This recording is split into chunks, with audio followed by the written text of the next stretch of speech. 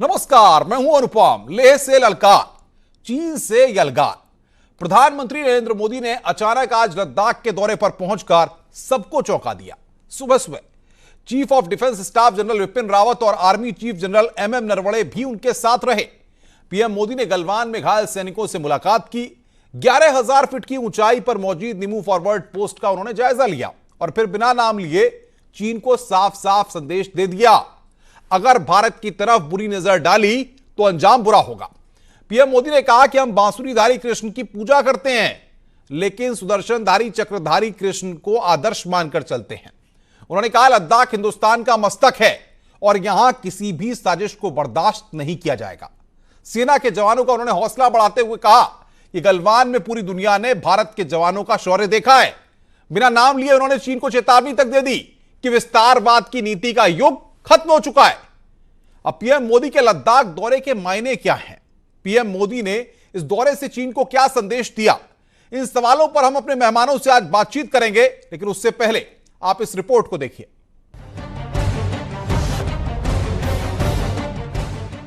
सिंहनाद से सहमी धरती रही अभी तक डोल, कलम आज उनकी जय बोल।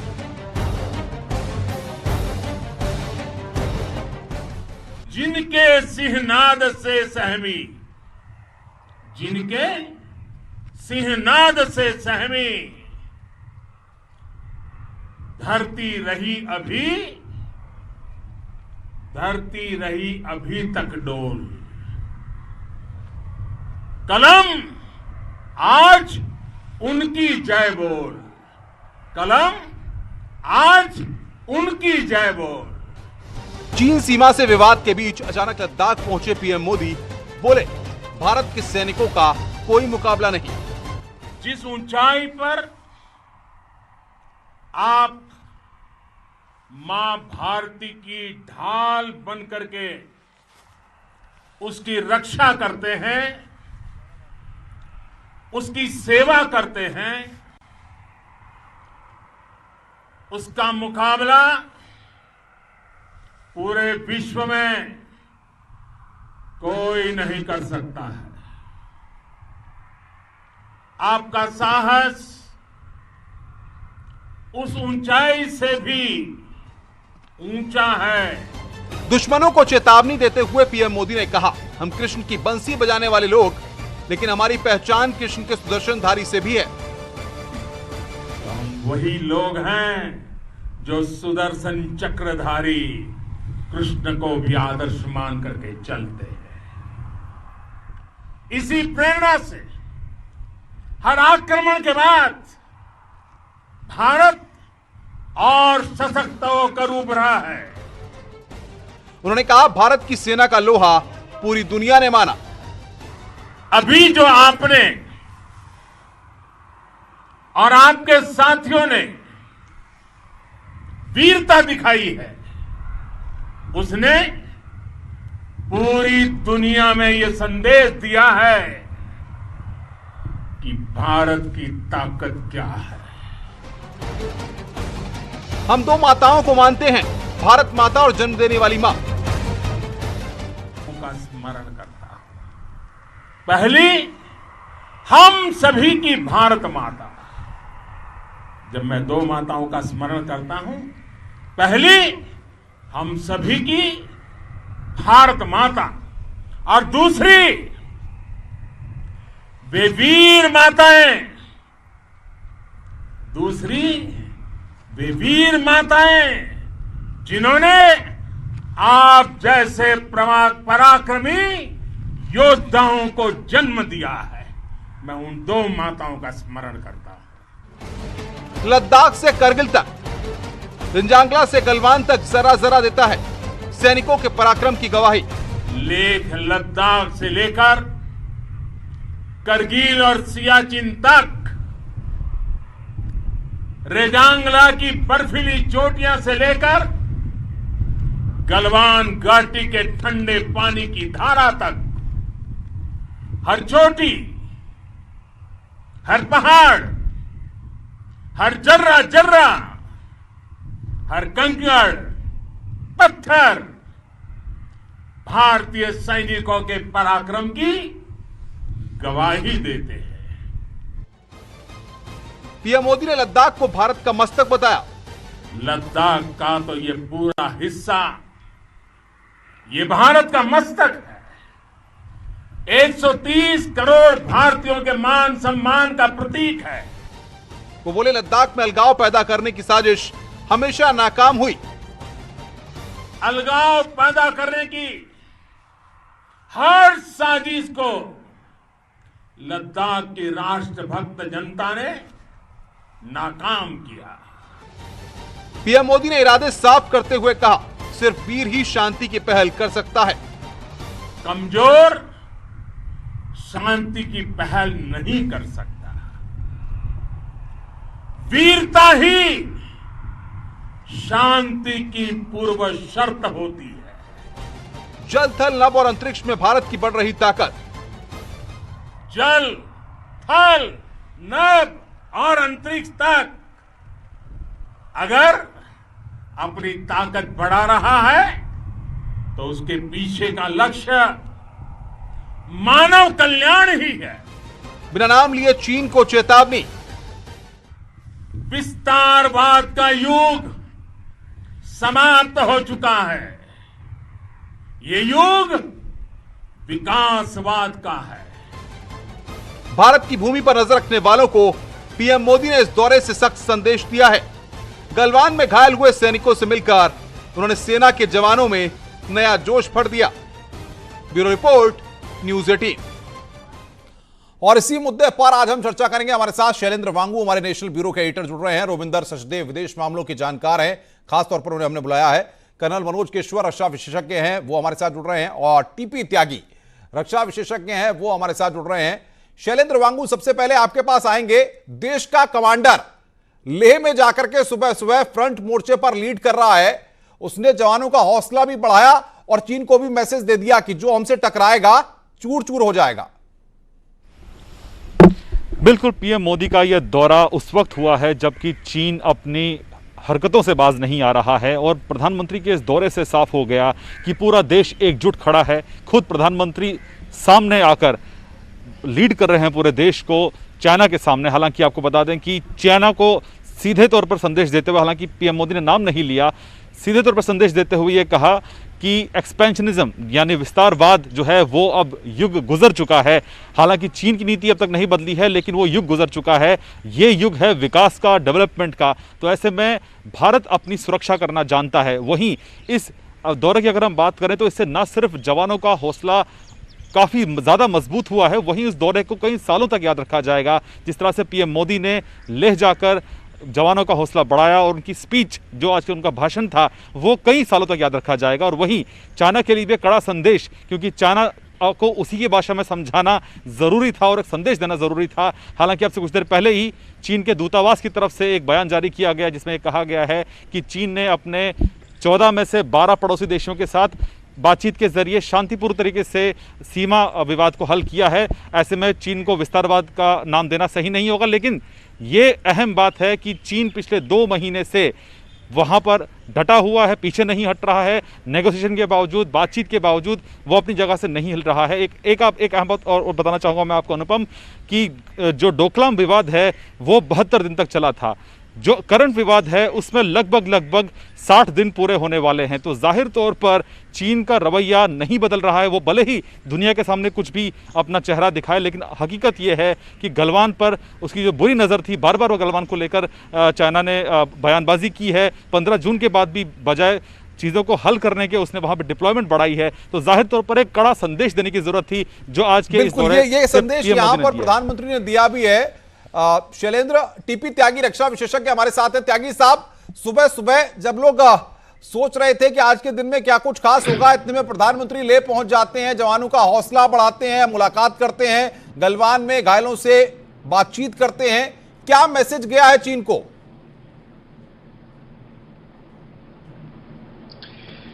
फ्रेंड, आपके पराक्रम से धरती रही डोल, देश मेरे आज तू उनकी जय बोल। रामधारी सिंह दिनकर की ये 2 लाइन बोल के आज उन्होंने जी। जो मनोबल बढ़ाया है भारत के माननीय प्रधानमंत्री ने सिपाहियों का, वो अद्वितीय है, अप्रत्याशित है, अनप्रेसिडेंटेड है। कल्पना कीजिए, हमारे यहाँ फौज का एक सिद्धांत है, lead from the front, set A personal example. तो हमने, अगर एक कंपनी कमांडर अपने अटैक में आगे जाता है तो उसका जवान उसके कहने पे जान देने को तैयार हो जाता है। और आज वहां पे chief of the army staff, chief of the defence staff, 14 core commander और भारत का सुप्रीम लीडर, ये सब मिलके पहुंचे 11,000 फीट की उन दुर्गम पहाड़ियों में, लेह से नीमो तक। और वहां जाके उन्होंने जो बातें कही हैं, जिसमें मैं तो एक का जिक्र करूंगा, उन्होंने कहा लेह लद्दाख से कारगिल सियाचिन तक और वहां से गलवान वैली के ठंडे पानी तक एक एक कण हमारा है। ये मैसेज क्लियर कट चीन को गया है। आज का एक इफेक्ट ये भी हुआ है कि चीन के सैनिक का मनोबल बूट में आ गया है, जूतों में आ गया है। क्योंकि बीजिंग में बैठा हुआ प्रेसिडेंट जिनपिंग, या जिसे लाल सुल्तान कहते हैं, वो तो माउंटेनस टेरेन में नहीं आया, बल्कि उसने तो चूंकि अपने मृतक सैनिकों का, जिनकी हम इज्जत करते हैं, अपने मृतक सैनिकों का न श्राद्ध किया न सम्मान किया। लिहाजा वहां के पूर्व सैनिक, वहां तो एक आदमी के बच्चा ही एक होता है, वो पूर्व सैनिक के बच्चे ही सैनिक थे, तो वहां के पूर्व सैनिक they have stood up in arms और वो विद्रोह में है। और आज सवाल पूछे जाने लगे हैं जिनपिंग से। तो आज के मोदी साहब के कदम का ये इफेक्ट, और दूसरा इंटरनेशनल कम्युनिटी पे इफेक्ट, यानी कि अभी तक क्वेड था, ऑस्ट्रेलिया, जापान, अमेरिका और इंडिया, अब इसमें फ्रांस, जर्मनी और रूस, ऐसे देशों ने खुल के कहा कि हम भारत के साथ हैं। क्या समझ रहे हैं आप? ये पूरे इंटरनेशनल कम्युनिटी आज हमारे साथ है और उन्होंने हमारा साथ बढ़ाया। हम तैयार हैं, अब हमें रिएक्ट करने की जरूरत नहीं। अब बिल्कुल, बड़ी बात करें इसी को। मैं इसी में रविंदर सचदेव विदेश मामलों के जानकार हैं, उन्हीं से समझता हूं त्यागी साहब इस बात को। रविंदर सचदेव, सवाल ये है कि प्रधानमंत्री का जाना, एक मैसेज देना वहां से चीन को, और उसके बाद चीन का ये कहना कि उकसाने वाली बात न करें, बातचीत जारी है। क्या चीन में इस दौरे के बाद खलबली मच गई है? नहीं हूं, यह भी गलत है। बिल्कुल, यकीनन मैं ये नहीं कहूंगा कि चीन में खलबली मच गई है, I mean in a sense, but yes definitely चीन ऑब्जर्व कर रहा है बड़ी क्लोजली जो हो रहा है। और ये एक सरप्राइजिंग डेवलपमेंट रही होगी शायद चाइना के लिए भी। उन्होंने एक्सपेक्ट नहीं करा होगा शायद कि प्राइम मिनिस्टर इस समय इतनी जल्दी फ्रंट लाइन में जाएंगे। तो ऑब्वियसली प्राइम मिनिस्टर का बहुत ही एक स्ट्रॉन्ग मैसेज है। और मेरे विचार से प्राइम मिनिस्टर ने आज जो कहा है उसको आप 2 चीजों में कैप्चर कर सकते हैं। मैं बहुत दिनों से ये कह रहा हूं कि यही इसी ट्रेंड में जाएगा हमारा देश शायद। पहली बात, जय मां भारती, जय शक्ति मां। तो आई मीन भारत और शक्ति, और अपनी शक्ति, सोल्जर्स की शक्ति, और जो सोल्जर्स की मदर्स हैं उनकी शक्ति, ये सारा शक्ति का एक एक्सप्रेशन है जो prime minister Modi self confidence दे रहे हैं, और है ऑलरेडी ऑफ कोर्स हम में, बट प्राइम मिनिस्टर उसको आइडेंटिफाई कर रहे हैं। तो एक ये मैसेज शक्ति, और दूसरा मैसेज है जियो और जीने दो, वरना लिव एंड लेट लिव। देखिए प्राइम मिनिस्टर ने जो कहा चाइना को, उन्होंने नाम भी नहीं लिया, उन्होंने कहा कि एक्सपेंशनिज्म नहीं होना चाहिए। बिल्कुल ठीक बात कही। हर देश को जहां वो है वहीं अपना रहे, दूसरा देश है दूसरा देश अपने आप रहे, ठीक है, आप भी जियो और हमें भी जीने दो, अदरवाइज जय मां शक्ति। तो ये मैसेज प्राइम मिनिस्टर का गया है to China and to the world. Definitely yes, पूरी दुनिया, इनफैक्ट इतना स्ट्रांग मैसेज, ऐसे वॉर जोन से, वॉर जोन ही तो है आज की तारीख में, ये मैसेज पूरी दुनिया की सारी सरकारें देख रही हैं। और इंडिया ने जो ये स्टांस लिया है कि एक्सपेंशनिज्म, क्योंकि आप देखिए हर जगह चाइना जो एग्जिबिट कर रहा है वो एक्सपेंशनिज्म की तो कहानी चल रही है। साउथ चाइना सीज में एक्सपेंशनिज्म हो रहा है, हांगकांग में जो नहीं होना चाहिए था वहां चाइना अपना कम्युनिस्ट रूल एक्सपैंड कर रहा है इन हांगकांग। तो चाइना के ये जो सारे एक्सपेंशनिस्ट मतलब आप मानते हैं कि चीन को बड़ी चोट लग रही है? केवल ये है इसमें। कर्नल मनोज केशवर हमारे साथ हैं, रक्षा विशेषज्ञ हैं। मनोज जी, जिस तरीके से आज जो मैसेज प्रधानमंत्री ने दिया है लेह में जाकर के, सवाल यह है कि चीन में जाहिर तौर पर इसको लेकर खलबली होगी, लेकिन क्या यह माना जाए कि अंतर्राष्ट्रीय पटल पर अगर देखा जाए तो आज के दौरे के बाद भारत मजबूत हुआ है? अनुपम, आपके चैनल से सबसे पहले तो मैं श्रद्धांजलि देना चाहूँगा वो कर्नल बाबू और 20 हमारे बहादुर जवान जिन्होंने जो वीर गति को प्राप्त हुए। दूसरा मैं ये कहना चाहूँगा 1947 से लेकर और आज तक कौन से प्रधानमंत्री ने इतनी ललकार लगा के किसी भी देश के बारे में या देश से डायरेक्ट कहा है कि वीर भोगे वसुंधरा, यानी पोजीशन ऑफ स्ट्रेंथ से ही पीस लाया जा सकता है। ये बहुत स्ट्रेट फॉरवर्ड मैसेज पूरी इंटरनेशनल कम्युनिटी को है कि आज हिंदुस्तान एक स्ट्रॉन्ग नेशन है, एक बढ़ता हुआ नेशन है, और ये कोई 1962 या डोकलम या ये सब इंसिडेंट सोच के भारत को अभी नहीं आंकना चाहिए। ये बहुत clear message prime minister Modi ने आज दिया है कि वीर भोगे वसुंधरा, यानी एक पोजीशन ऑफ स्ट्रेंथ से ही पीस लाया जा सकता है। और यदि आप गतिविधियां देखें पिछले कोई 15 दिन की, 15 जून से लेके और आज तक की, जबकि कोविड में दुनिया अपने घर से बाहर नहीं निकल रही है, प्राइम मिनिस्टर मोदी सीधे गलवान वैली के सोल्जर्स को मिलने के लिए गए हैं जो वहाँ पे वुंडेड, और उनको डायरेक्ट बात करने के लिए गए हैं। इस जैसा मैसेज वर्ल्ड को नहीं हो सकता कि प्राइम मिनिस्टर ऑफ इंडिया एक बैटल फ्रंट पे अपने ट्रुप्स को संबोधित कर रहे हैं, जबकि चाइना, जो कि मेरे हिसाब से कोई 50 से 60 कैजुअल्टी उनकी हुई हैं, आज तक उन्होंने एक्सेप्ट नहीं किया है कि उनके काउंसिल ऑफ सोल्जर्स कहाँ हुए हैं। सो ये एक बहुत बड़ा मैसेज है अनुपम। मेरे हिसाब से पिछले 60 सालों में सबसे स्ट्रॉन्ग मैसेज अगर किसी भी प्राइम मिनिस्टर ने दिया है तो ये दिया है। टीपी त्यागी साहब, विस्तारवादी शक्तियां खत्म हो गई हैं, ऐसे में अब चीन को विस्तारवाद और इस सब को लेकर के आगे नहीं बढ़ना चाहिए। यहां पर प्रधानमंत्री ने ले से मैसेज देने की कोशिश की, इसको हम किस तरीके से समझें?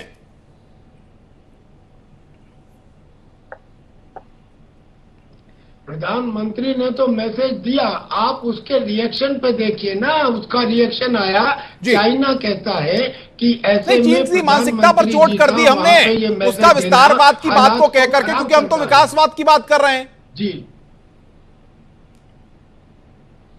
जी जी जी जी तो विस्तारवाद की नीति तो चाइना ही अख्तियार कर रहा है, हम तो उसको रोक रहे हैं। अगर विस्तारवाद की उसकी नीति ना होती तो मुझे ये बताइए कि अरुणाचल प्रदेश के सामने 8 किलोमीटर दूर वो अपने एडवांस रडार क्यों स्थापित करता? ये भी 2 दिन की बात है। और नेपाल के अंदर लिपू लेक की चौकी में, उस चौकी के अंदर पीएलए के जवान नेपाली वर्दी में क्यों होते? और उत्तराखंड के सामने जो ब्रिजेज है जहाँ पे 2 सिक्योरिटी गार्ड रहा करते थे, वहां पे गन पोजीशन और बंकर क्यों होते? ये चूंकि चाइना की विस्तारवाद की नीति है, चाहे वो मना करे, हमने उसका आज कड़ा जवाब दे दिया है। आज 4 माउंटेन डिवीजन लद्दाख में आज तक कभी इतना नहीं रहा। 4 माउंटेन डिवीजन वहां पे तैनात है। हमारे जो सारे एयरक्राफ्ट वहां पे सभी तरह के जगुआर हो या सुखोई हो तैयार है। एक बड़ी डील, मतलब हम बातचीत के साथ साथ युद्ध की भी तैयारी रख रहे हैं, और अगर हमें मैसेज देना होगा तो हम 2-2 हाथ करने के लिए भी तैयार हैं। ये बात कहीं ना कहीं साफ हो जाती है। रविंद्र सचदेव, सीधा सवाल मेरा आपसे, उकसाने वाली बात जो चीन कर रहा है, उकसा तो चीन रहा है, हम तो बातचीत के जरिए आगे बढ़ रहे हैं, ये उकसा क्यों रहा है चीन?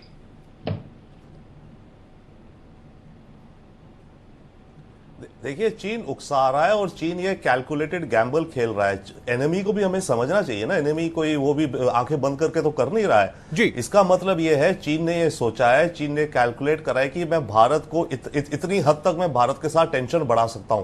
चाइना मेरे विचार से वॉर नहीं चाहता। चाइना क्या चाहता है? बिना वॉर करे अपना ऑब्जेक्टिव अचीव करना, उसका जो कि है कि भारत को एक छोटा सा सबक सिखाना, उसके हिसाब से। 1 सेकेंडली, जो साउथ चाइना सीज में कर रहा है वहां भी वो यही कर रहा है।